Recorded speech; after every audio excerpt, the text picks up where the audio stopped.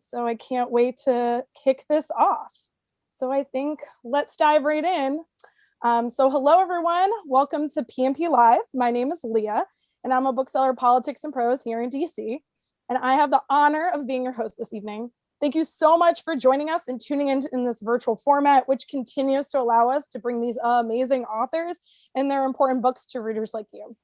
I'm so excited to welcome our very special guest this evening, Bethany C. Morrow, along with Sandhya Menon, to celebrate the release of Bethany's fabulous new companion to her novel, A Song Below Water, A Chorus Rises. Look at this beautiful book. Thank you so much, Bethany.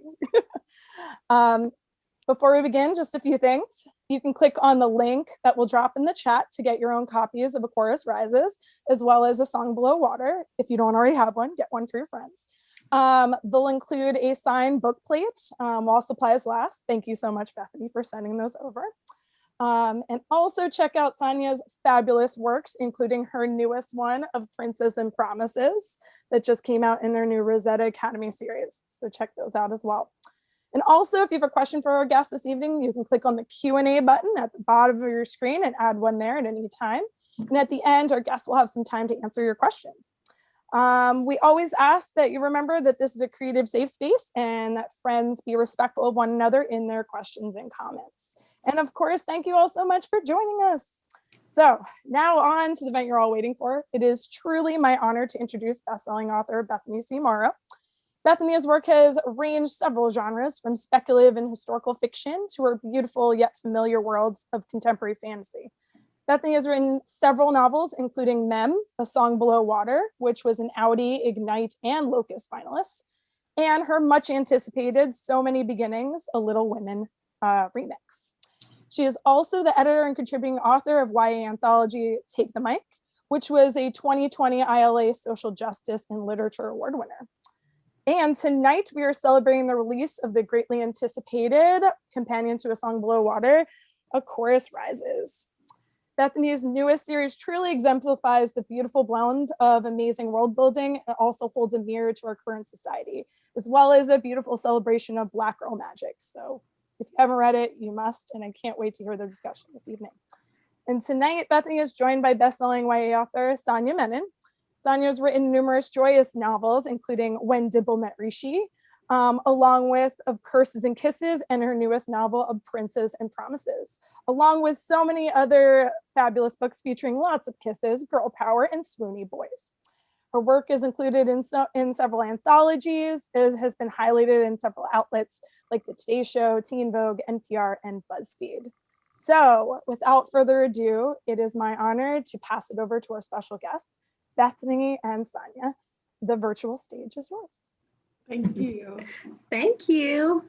Hi, Bethany. How are you doing? I am good. I'm so glad to finally be talking to you and doing an event together. I know. We've had several near misses. Right. The universe made us wait, but here we are. We're finally together.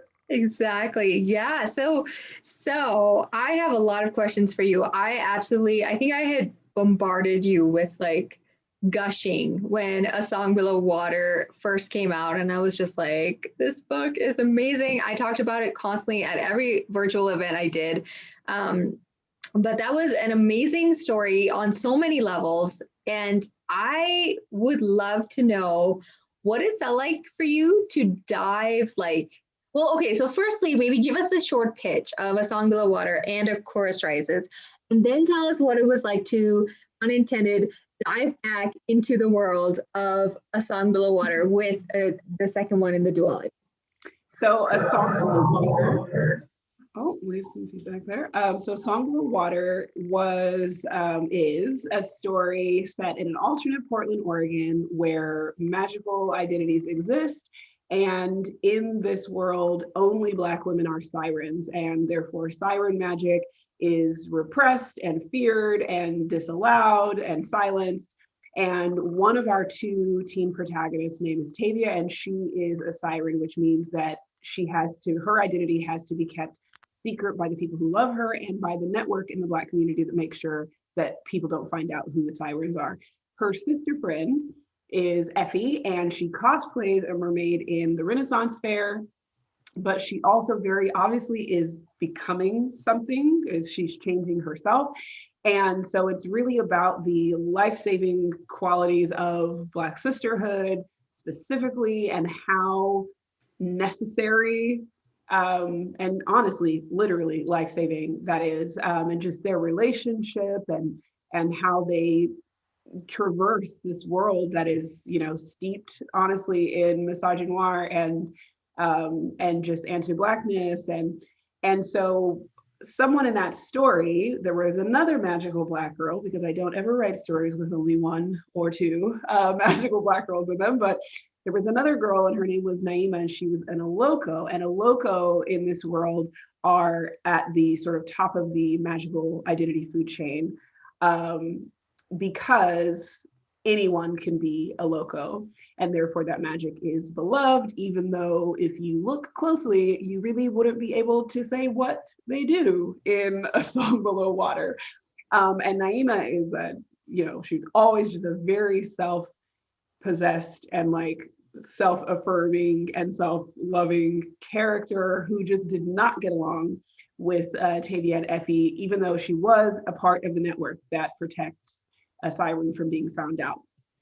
So I actually wrote A Chorus Rises because of how much misogynoir I feel like still reared its head in hearing people talk about the first book. And this book that's about misogynoir, which is specifically the misogyny directed at Black women, and clearly having an environmental and institutional antagonist of white supremacy, I kept getting feedback of people sort of gleefully telling me how much they hated Naema and how she was such a terrible person, and they were so glad about what happened to her at the end. And that was, I mean, I shouldn't say shocking to me, because it's not that I was shocked. It's just that it's gonna be a problem every time, no matter how many times you see it.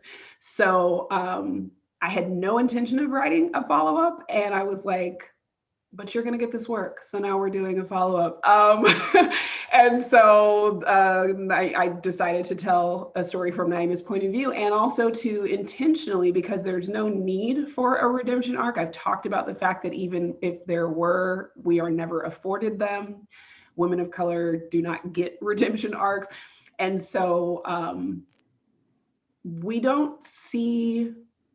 see her continue to be unapologetic. We see her deal with realizing that the world did not mean it when it loved her, that it doesn't hold space for multiple magical Black girls at one time.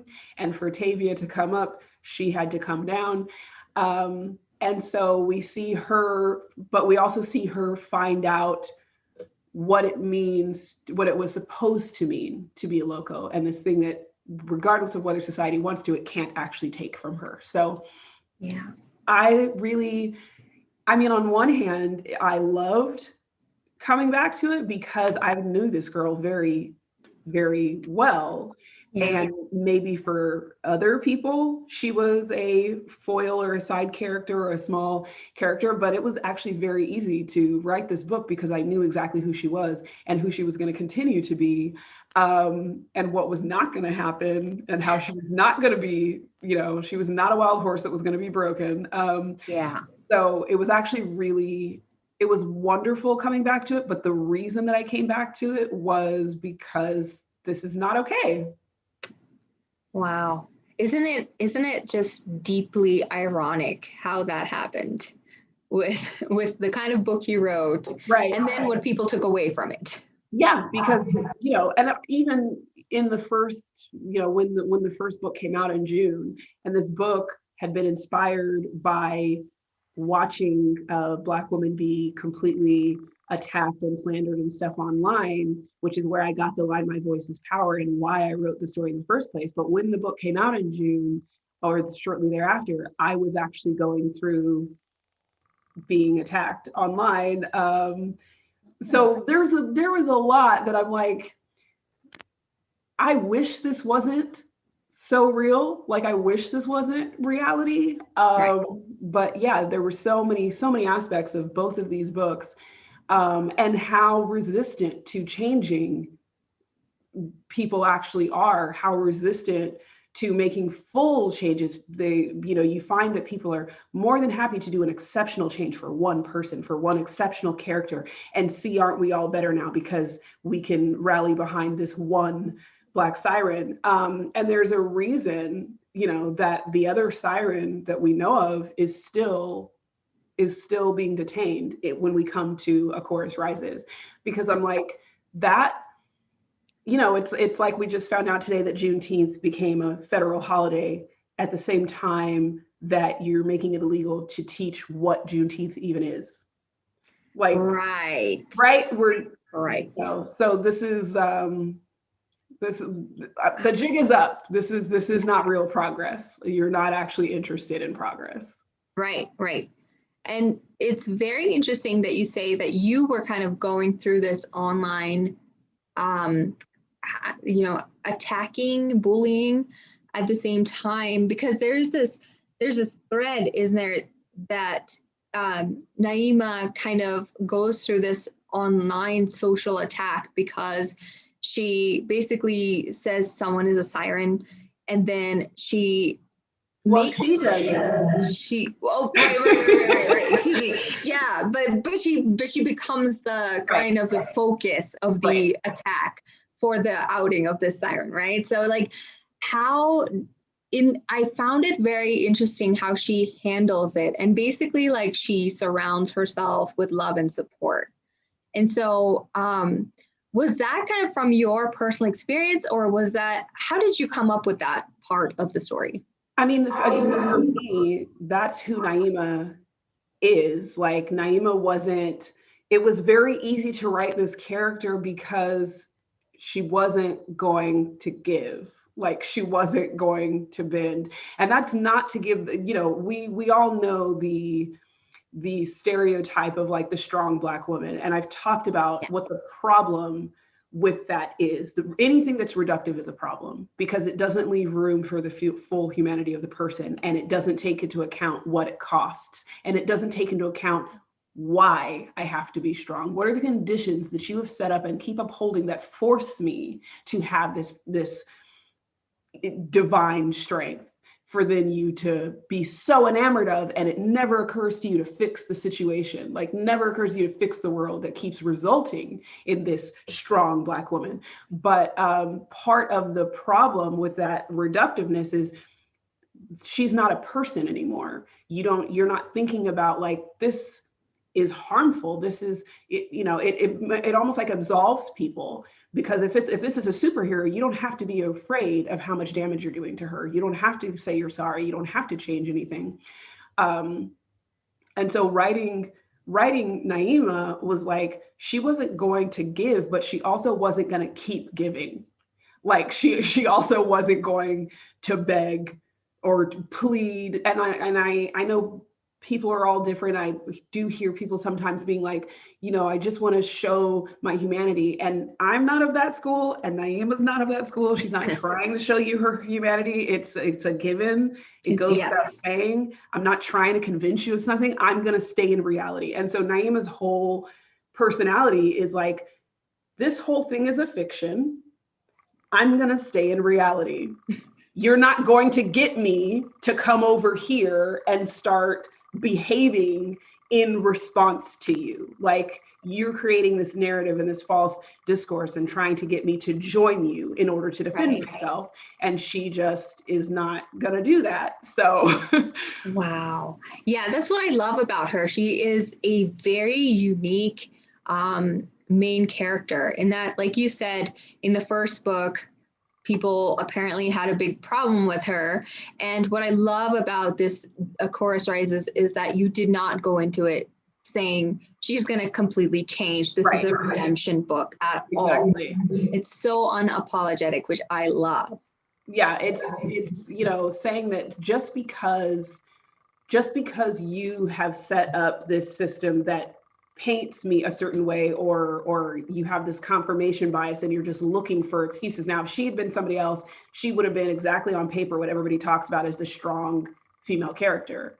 Right. Her sin is being Black as well. So then it's a completely different stereotype. Then it's not strength. It's not admirable. It's like she's conceited. She's so full of herself. She's so mean. She's, so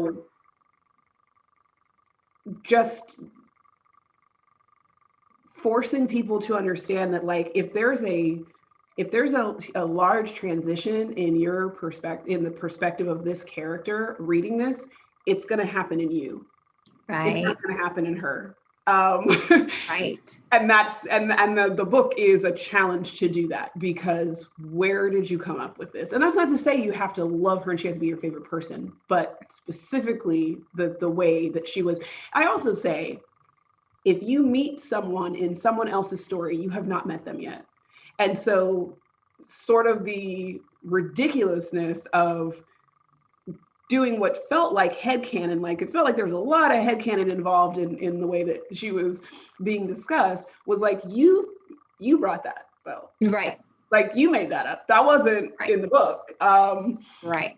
So, and it's so wonderful to talk to schools and like talk to high schoolers and stuff, because it's very easy to say, what did she actually do? And teens are so good at, like, and of course they're in a stage where you're used to like reading and discussing work and stuff, and taking responsibility for the fact that, like, okay, well, here's what's in the book. Here's what's in the text. Mm-hmm. So it's so much easier. Whereas I feel like a lot of times adults unknowingly bring this emotional, again, like sociological bias that they're just looking for confirmation for, that, I feel like it's harder for adults to be like, okay, this is me. Like, this is on me. And I tell people, like, my work is a huge part of my work as an author is indicting the American imagination. So if you're like, oh, were you challenging me? Yes. I wasn't writing palatable. I'm not going to change who Black girls are to make them palatable for you as a gift to you. I am writing to challenge you to make a better world for Black girls. Wow. Change. We don't need to change. You need to change. Right. That's an incredibly just revolutionary thing to say, isn't it, in today's world? Right. I imagine you get a lot of pushback, whether overt or covert, about that message. How do you stay true to the kind of story you're telling? How do you not let that kind of impinge on your creative process? I don't care. I'm so serious. Like, I'm going to stay in reality. That's amazing. Like, I'm going to stay in reality. I'm like, you being mad, we're taught, and I think a part of it I do talk about is just like, unfortunately for especially people of color in the United States, you're either born immune to poison, or you suffer a great deal of doubt and a great deal of gaslighting. And I think so a part of it is honestly just part of my personality is like, no, I see what's happening. You saying something different is not going to change that. You're not going to get me to unsee what I'm seeing, because it's verifiable. It's very easily identifiable. And that doesn't mean that if you're a person of color and you don't see it, there's something wrong with you. They're putting a lot of effort into gaslighting you and into hiding it and making it look like something else and changing the narrative and changing the conversation. We're talking about CRT, but we're not actually talking about CRT. And nobody ever stops and goes, we're not even actually talking about critical race theory. Like, because someone else determines these are the parameters of the conversation, even if it's totally false. And then we're also supposed to just go along with that conversation, starting from a disingenuous place, starting from a place that's kneecapping you from actually making any progress, because it's starting on the premise of a lie. And my thing is, I'm going to keep talking about what I'm talking about. You can do what you want to do. I'm going to keep talking about what I'm talking about. I love that. That is incredible. And I just love that energy, like I tend to be a much like quieter, less like vocal person about almost everything. And being around people like you is so invigorating because I could never say it the way you say it. It's so succinct and it's so powerful and it makes so much sense. You're like, well, yeah, of course, you know, but it's not an easy, you make it look easy, but it's not an easy thing to stand there, you know, as the tides kind of try to push you around and say, no, this is reality, like you said.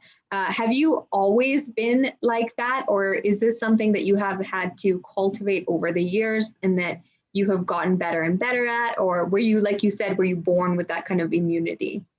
I think that there's an aspect of it that is definitely, this is who I tell people, like, I was born Bethany. I didn't become Bethany at some point, but that doesn't mean, like we said about allowing people to be three-dimensional and allowing people to be whole human beings and not being reductive. Being strong doesn't mean you don't have feelings. Being intelligent doesn't mean that you don't misunderstand things. So we're all a part of this socialization campaign, this ongoing, constant, incessant, persistent anti-Black and white supremacist socialization. So there's always been moments, and one of the reasons I did the anthology that I did and didn't make it about like organized resistance and instead made it about everyday resistance is recognizing that even those of us who, we know the jig as soon as we see it, like even if I don't know what it's called, I know what you're doing, like I know this is not true, I know this is not right. That doesn't mean that at every moment of your life you have the language. Part of why I do YA, specifically when I do YA, is to hopefully give language to a person who would speak up, who does want to say something and does not really know what to call it. Right. Doesn't have the language for it, but that doesn't mean they don't know something's wrong. And trying to, and remembering moments that, and I've talked with one of my just most beloved people, Tracy Dion, who wrote Legendborn, and we've talked about, and we've tweeted about multiple times about, there's also the question of, thinking that people speak up every single time. And again, what that would cost, what that would look like if we really did that, what you're asking if you really expect that. So I'm not even saying that I'm always a warrior, because I'm a human being. I can't be both. I can't be both. And that costs a lot, and it's unfair to ask it. And so there are times that it's that you pick the battles, because for some of us, this a lot of times can escalate to life or death quickly. Like I said, when the first book came out in June, I suddenly had all of these death threats and was suddenly going through something very similar, almost exactly, and probably actually worse because it had been started by a publication. So it went out much further than our little hub on Twitter or something, and brought people to me on all of my different social media platforms and everything. It's not something people should have to do, and B, even those of us who do it could not possibly do it every single time. And what happens when the world doesn't change and the country doesn't change, and they don't take responsibility and they don't tell the truth, is that you ensure that these quickly escalating situations are going to keep happening. Right. So yeah, I don't, when other people of color tell me like, oh, I don't feel like I can do that, I'm not like that, that's not a negative to me. You're not supposed to have to. The world is not supposed to require this of us in the first place. If I weren't born unable to not do it, I doubt I would be doing it, because it's costly. It is. Yeah. Right.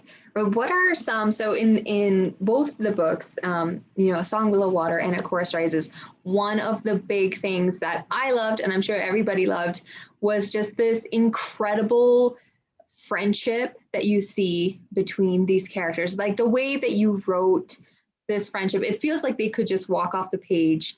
And, you see, like you said at the beginning of this event, like it's literally life-saving to have these Black friendships, right? So tell me a little bit about, why do you want to portray that on the page? What makes it so important to you to have that, in books for people to hold and read? And then also, what kinds of, tell us about one email or one message you've gotten from a teen. I'm sure there are many, but maybe pick one or two that just made you feel like this is why I do this. Yeah, in terms of the friendships, I mean, and this because you write from your lived experience and for your cultural identity and to do true representation. And that doesn't mean all encompassing, because Right. those of us who have it know I couldn't.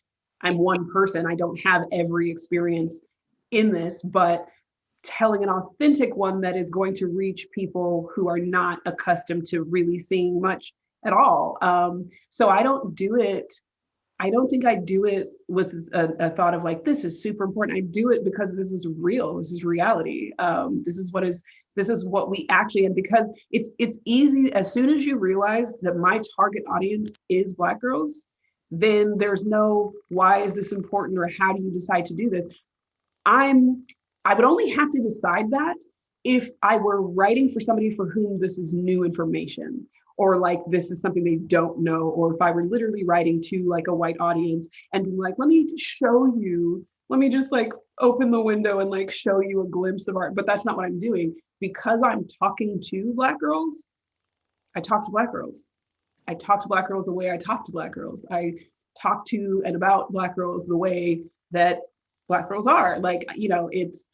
It's very much speaking to people who are used to having over-representation, over-saturation to the point that it's false, to the point that it's disingenuous, it's dishonest, say things like preaching to the choir, as though that means that, okay, that's now useless because the only worthwhile thing is to intentionally talk to people who don't agree with you. And I'm that's super easy to say when it's all theoretical. When you are used to being in an echo chamber, when there is such a thing as an echo chamber, you have to remember we don't have an echo chamber. There aren't enough,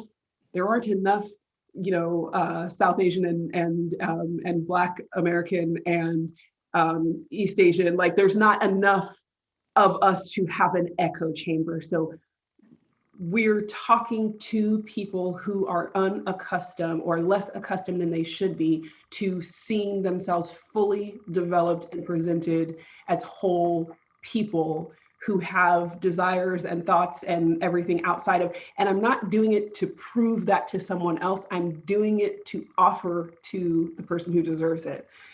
So we don't have to make these conscious decisions about, here's a list of things that I want to include in here.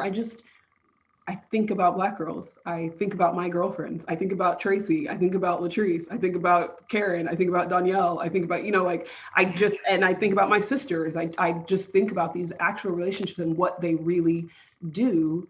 And yes, it's an invitation for the rest of the world to see and marvel. As Zora Neale Hurston talks about, I don't, anybody who would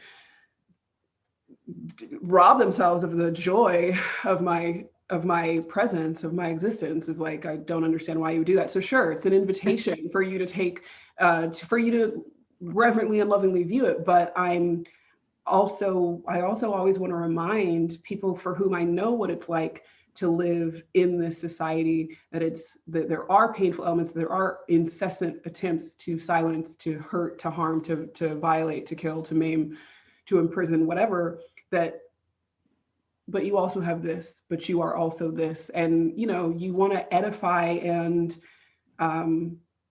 just hold up a mirror so people see and are reminded sometimes when they might need it, this is who you are.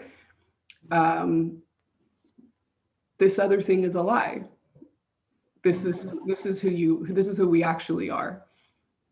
Right. Incredible. You I love that. I'm sorry, you had a second question. Yeah. If I don't remember. Yeah. No, that's okay. That was incredible and beautiful. So it's actually great because this is our last question, then we can go to audience Q&A. But the follow-on question to that was, tell us about an email or two or a message you've gotten which just made you go, this is why I write the stories I do. Yeah.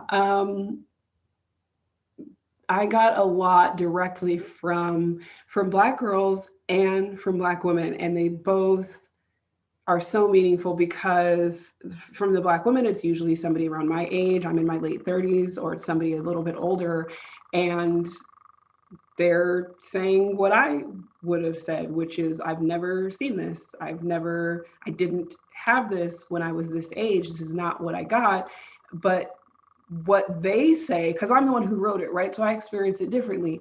But what so many women my age have said is like, I feel like I got something back. And that's so overwhelming to imagine that you could do that, or that you could give that to somebody. I don't want to get upset. Is so huge. And then with Black girls, shockingly, it's almost always about the hair. And it's like, and it's girls who are like transitioning. I'm sorry, guys. But it's like girls who are transitioning and wearing their natural hair and watching YouTube naturalistas and stuff.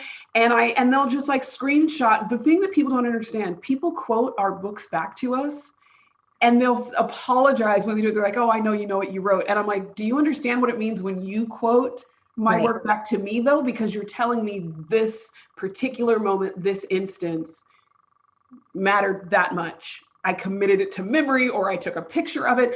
And so Black girls taking pictures of just any discussion of hair, any like discussion of how Tavia was wearing her hair and what she was going to do with it, or how Effie, how her twists move in the water and different stuff, and how they get heavy and all that kind of stuff. Like, just the way, I don't think I was ready for the independent, like individual instances that people were like, that right there, that's what mattered to me most. And when people can pinpoint that, it's so wonderful, because we don't experience our work that way. And you want to believe that you are giving what you meant to give. So to get confirmation of that is always really overwhelming, as you can tell. No, that's beautiful. I love that so much. And I love seeing the perspective of, the older adult Black women versus the teens going into this, having that book that the older Black women never had, and how they both have so much that they're taking away from it that might be slightly different perspectives. Yeah. It's just so lovely. I love that. But it is time for audience Q&A. So I think Leah was going to come on and kind of take us through those, but it was so brilliant talking to you. I feel like I could talk to you for another hour easy. So I'm gonna try to scale back, because I still have so many questions. we can also have our own conversation, because I feel like I waited a year to talk to you. So I know for real. We'll see if we have some time at the end for some more questions, because I can listen to you guys talk forever. And this has been just a masterclass. So thank you both so much so far. Like, wow. And there's still time, friends, to drop more questions in the chat box or in the question box, but it looks like we have some good ones. Are you guys ready? Let's do it. So our first question is from Steve Dunk. Steve says, Hi, Steve.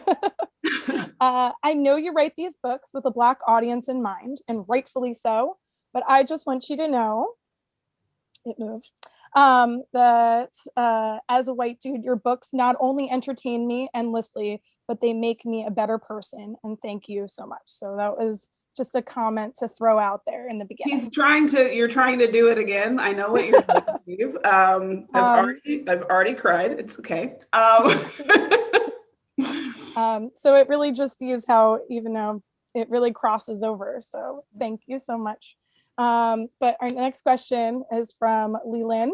And Leland Brandy asks, I have noticed that some readers can be quick to accept bad boys, but when it comes to women, she's terrible and people hate her. Do you feel like that you've seen that in the reading community?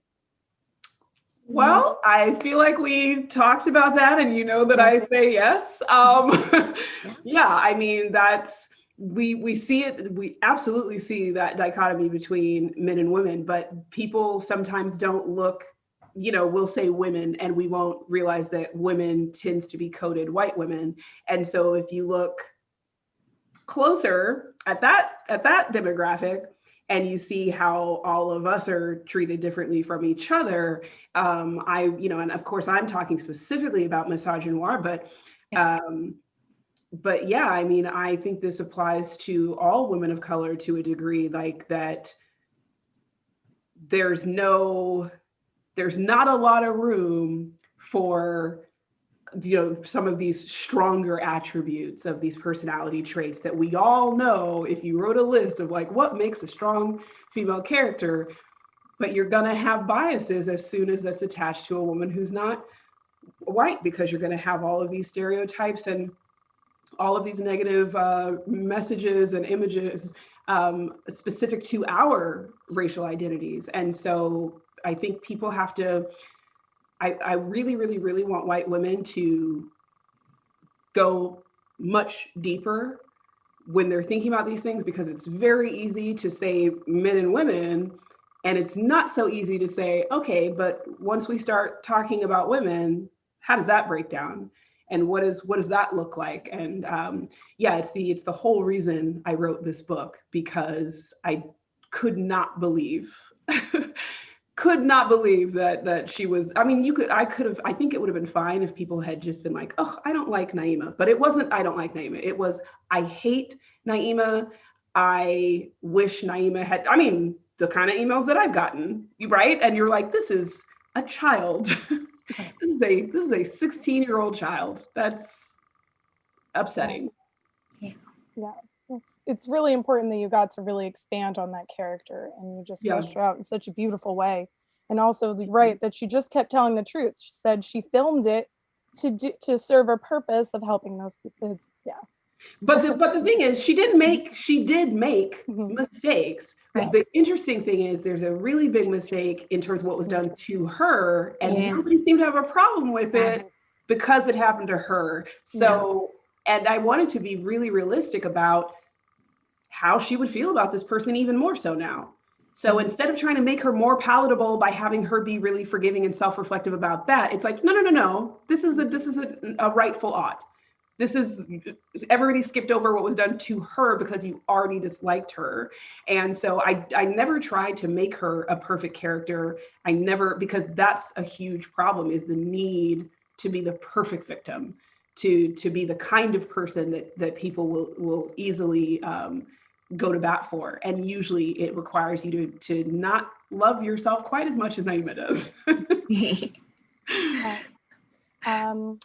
Thank you so much. That was always amazing. Our next one is from Daisy. And Daisy, this is more to the writing side. Daisy asks, a chorus of rises differs slightly from Song Below Water. Can you speak on the choice of alternating between Naema's voice and the pod and the media posts, as opposed to in your first one, you had that beautiful dichotomy of the two sisters? Well, again, I never intended to write a follow-up, and if you asked my agent, it would be like, okay, Bethany never writes the same thing twice. So it wouldn't have been a surprise that like these, but I mean, even if you look at the beats, because I don't have this idea in my head of this is the right way to tell a story.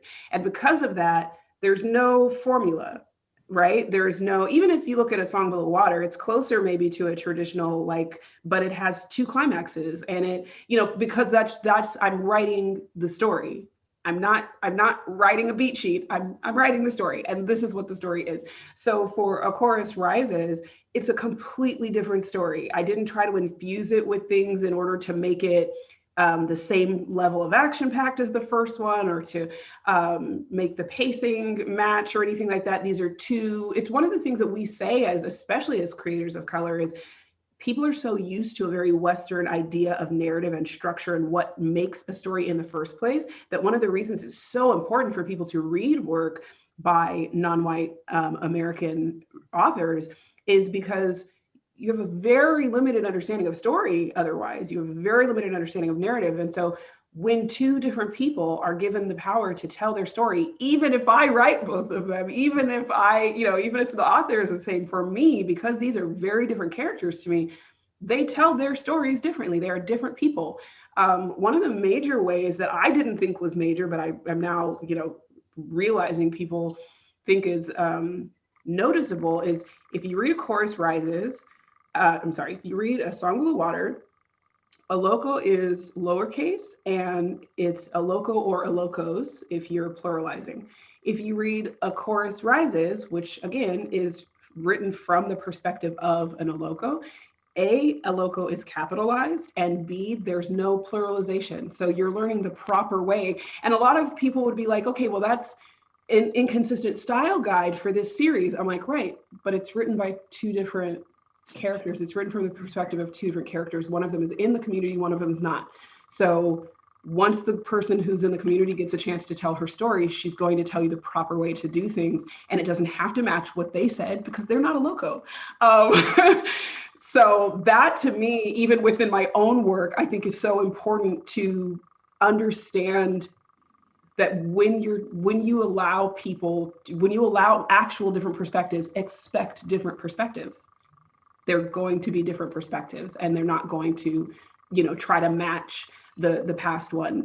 My editor, Diana Foe at Tor Teen, really suggested making the media a much more official second POV, because I wanted to show what's happening from the world's perspective, but it wasn't as even as it is now. And Diana was really, it hadn't even really occurred to me that I could do that. I knew the media was going to be a part of it, but I loved the fact that it's like, okay, this is a whole other POV. And that freed me up to really tell the story and also to do a lot of world building and characterization of media because it was its own sort of focused POV. Oh, I love that. Thank you for adding it. It's like also everybody realizing to check their bias when they read it too. Thank you so much. Our next one is from Leland. And Leland asks, for both of you, Bethany and Sandhya, if that's okay, if you were able to talk to your younger self, what would you say in regards to your journey as an author and the books you have already written and will write? Let's go first. Sandhya, want to start? Oh, yeah. We'll give Bethany a moment. Give her a moment to catch her breath. Yeah. I feel I'm sitting over here just like mulling over everything Bethany's saying. Like, I wish I had that quote on a shirt. I wish I had that quote on a notebook. You're brilliant. It's just so some writers talk and you just like don't want them to ever stop. But yeah, okay. So as a younger person, I would have told myself that I definitely was one of the people who worried that I wouldn't have a seat at the table when I grew up, because, all of the books I read at school and everywhere else were books largely for and by a white audience, and definitely no immigrant brown girls anywhere to be seen. So I would say, keep going, because things will change. By the time you are trying to do something, you'll have someone who looks like you on the cover, which would have been mind-blowing for me back then. And then I would have also told myself, all those romance books you're sneaking, that's all research. So don't let anyone make you feel bad about it. Oh my gosh.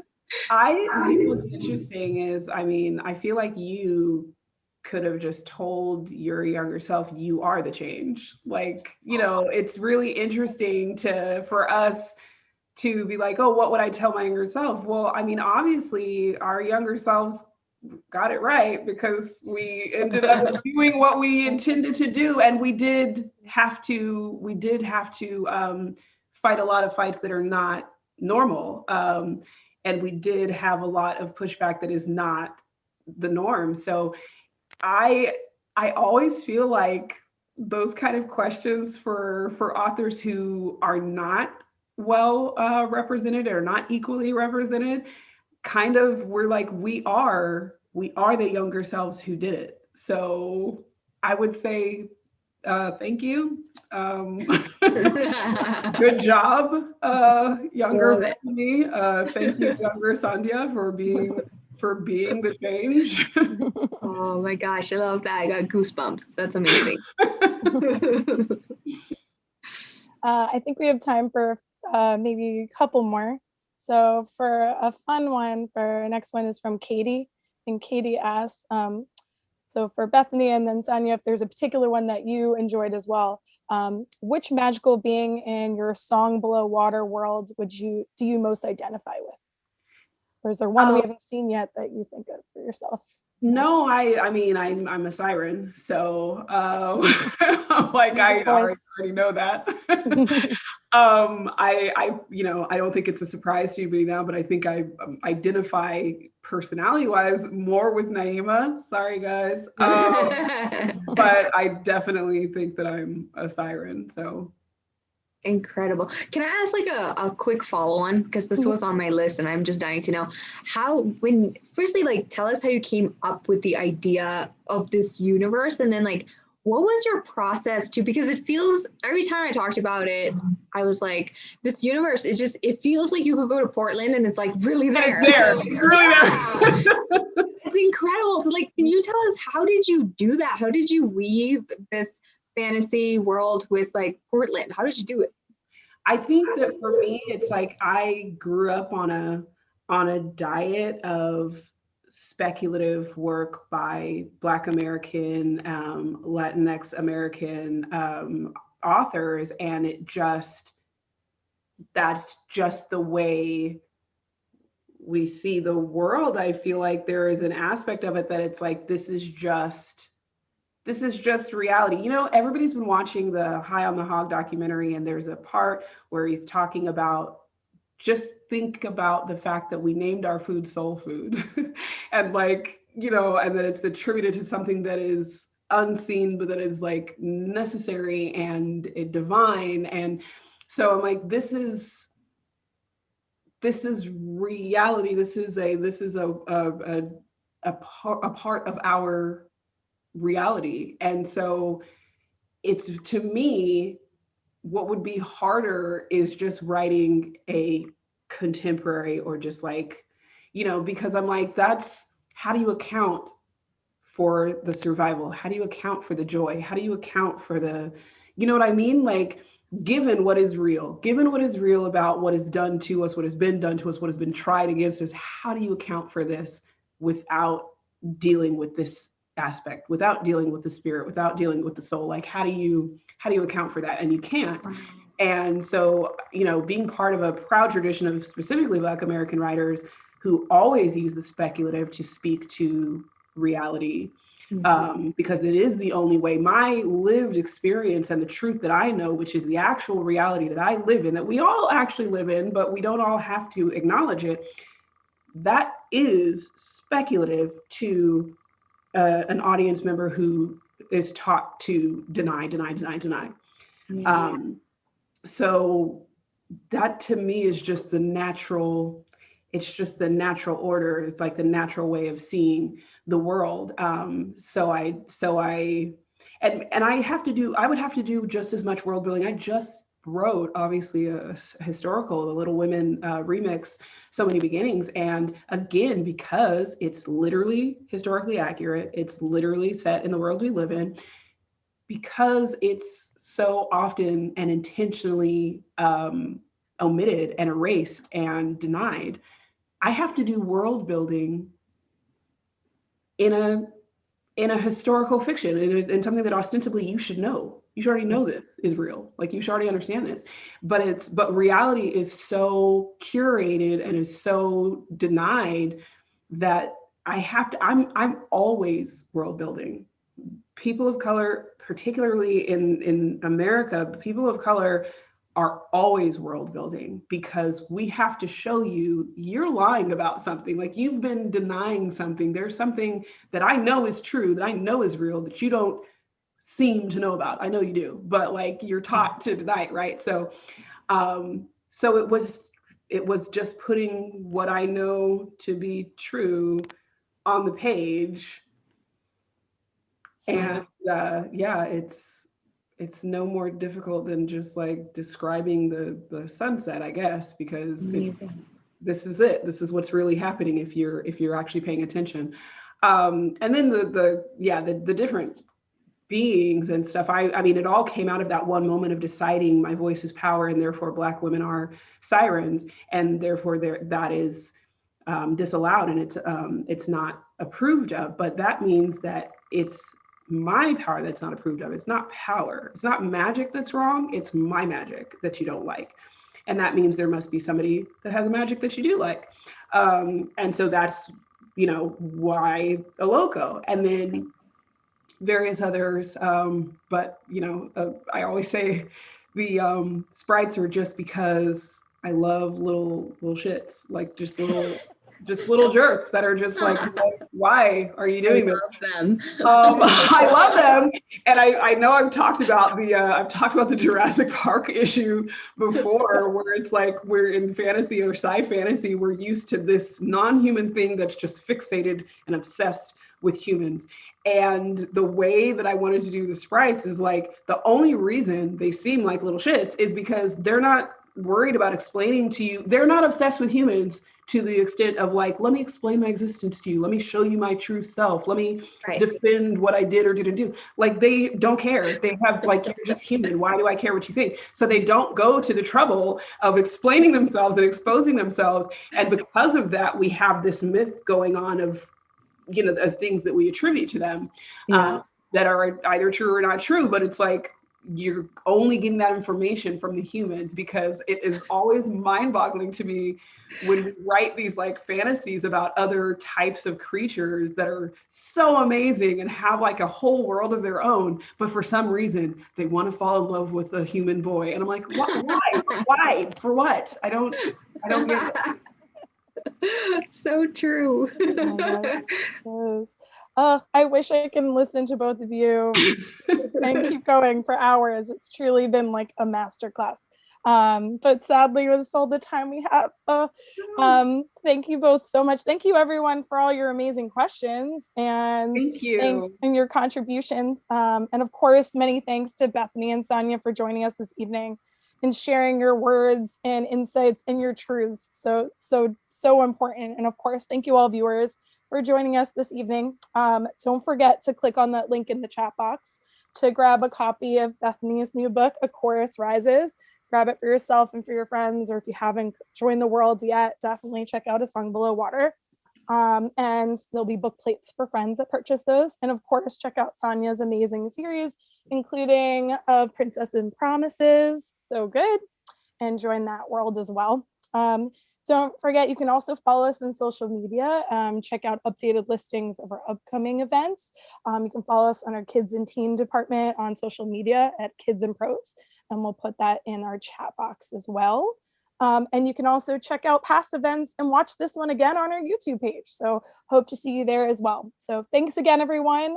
I hope you keep reading widely, expand your world, explore new ones, and share your voices and tell your truth. So thank you both so much. This was amazing. Thank you. Thank you, Sandhya.